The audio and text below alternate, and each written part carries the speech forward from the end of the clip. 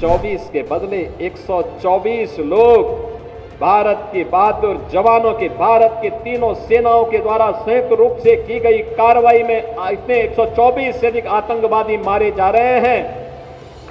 तो गलती भारत की नहीं। जो लोग पाकिस्तान में बैठ करके आतंकवादियों को प्रश्रय दे रहे हैं, आतंकवाद को पनपा रहे हैं, और ये आतंकवाद में विश्वास के साथ कहता हूं, ये पाकिस्तान को ही ले डूबेगा एक दिन। ज्यादा दिन नहीं रहे। पाकिस्तान पे हमला तो भारत की सेना ने नहीं किया था, उसने हमारे निर्दोष लोगों पर प्रहार किया था, धर्म पूछ करके गोली मारी थी। 3 वर्ष तक के बच्चे को गोली मारी थी। कानपुर के शुभम द्विवेदी को मात्र 2 महीने पहले शादी हुई थी उस युवक की, उसकी पत्नी के सामने गोली मार दी गई। 26 ऐसे लोगों की निर्मम हत्या कर दी गई। और उसके बाद 24 के बदले 124 लोग भारत के बहादुर जवानों के, भारत के तीनों सेनाओं के द्वारा संयुक्त रूप से की गई कार्रवाई में इतने 124 से अधिक आतंकवादी मारे जा रहे हैं। तो गलती भारत की नहीं, पाकिस्तान के उन लोगों की है जो लोग पाकिस्तान में बैठ करके आतंकवादियों को प्रश्रय दे रहे हैं, आतंकवाद को पनपा रहे हैं। और ये आतंकवाद में विश्वास के साथ कहता हूं, ये पाकिस्तान को ही ले डूबेगा एक दिन। अब ज्यादा दिन नहीं रहे पाकिस्तान के पास। वैसे भी हमारे एक पूज्य संत ने घोषणा की थी कि पाकिस्तान तो ये भविष्यवाणी है, पाकिस्तान का आध्यात्मिक जगत में कोई अस्तित्व नहीं है। और याद रखना, जिसका अपना वास्तविक अस्तित्व न हो तो वह कृत्रिम होता है, और कृत्रिम कोई भी चीज होगी उसकी एक निश्चित लाइफ होगी, उससे ज्यादा नहीं। 75 वर्ष बहुत जी लिया पाकिस्तान, अब उसका समय आ गया है, वो अपने ही कृत्यों से अब अपनी सजा पा रहा है। लेकिन आज भारत के बहादुर जवान जिस मजबूती के साथ पाकिस्तान को उसका जवाब दे रहे हैं, हर भारतवासी को अपनी सेना की यूनिफॉर्म पर, रक्षा बलों के अपने बलों पर के जवानों पर गौरव की अनुभूति करनी चाहिए। आज बहनों और भाइयों, ऐसे ही अयोध्या का एक लाल भारत के पूर्वोत्तर राज्य की सीमा पर रक्षा करते हुए शहीद हुआ है। मैं इस अवसर पर श्री शशांक तिवारी, जो लेफ्टिनेंट के रूप में वहां पर कार्य कर रहे थे, भारतीय सेना के जवान थे, उनकी शहादत को नमन करते हुए विनम्र श्रद्धांजलि अर्पित करता हूं और परिवारजनों के प्रति अपनी संवेदना भी व्यक्त करता हूं।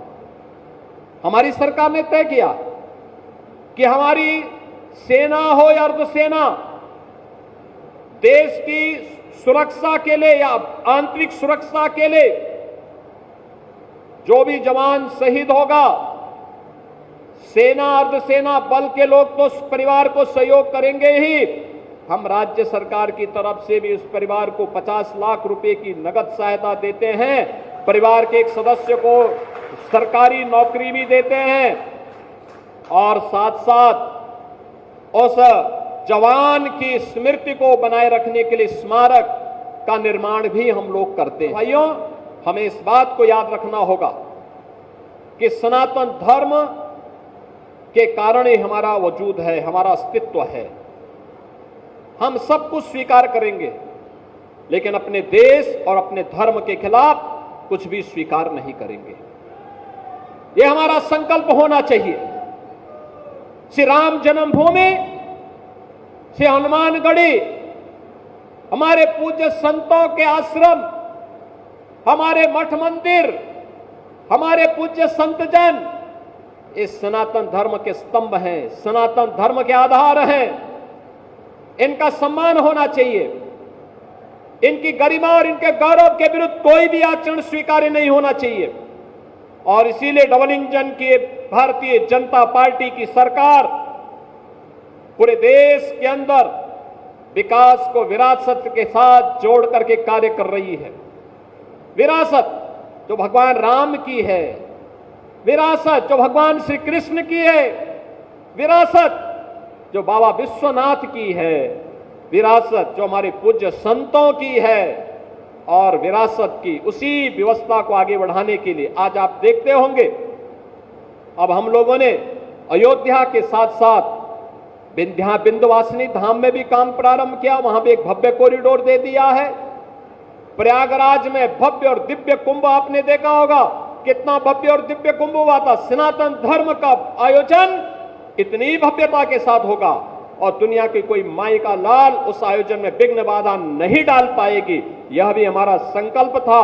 पूज्य संतों के आशीर्वाद से कार्यक्रम पूरी भव्यता के साथ आयोजन संपन्न हो। यहाँ के विकास के लिए हम लोग चिंतित होते थे। गोरखपीठ का अयोध्या से संबंध आज से नहीं, 3 पीढ़ी से अयोध्या आते थे। टूटी फूटी सड़कें, दिन में बिजली नहीं होती थी, रात्रि में भी 3 घंटे 4 घंटे मिल गई गनीमत है। गलियों में गंदगी रहती थी, घाटों में गंदगी रहती थी। राम जी की पेड़ी का पानी निकलता ही नहीं था, वहीं सड़ता रहता था। और अव्यवस्था का आलम इस कदर था, हर दूसरे दिन कर्फ्यू बंद, अव्यवस्था, सरकार के स्तर पर अपमानित करने की कार्रवाई, लगातार प्रताड़ना की कार्रवाई। अयोध्या एक गुमनाम सिटी के रूप में अपने अस्तित्व के लिए जूझ रही थी।